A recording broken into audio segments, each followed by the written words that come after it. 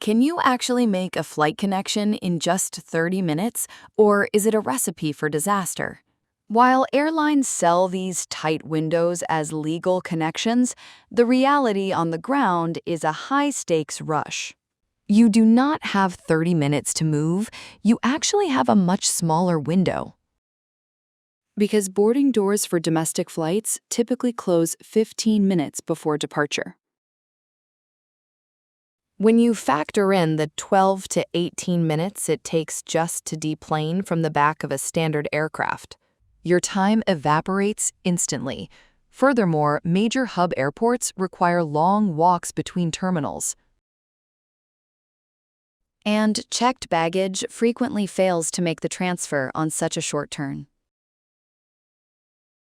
If your first flight is even slightly delayed, your connection vanishes before you even step off the plane. While it is technically possible in small regional airports with perfect conditions,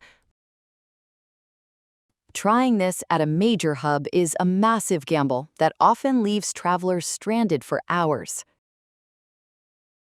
To protect your travel plans, always aim for longer layovers and travel with a carry-on when your schedule is tight.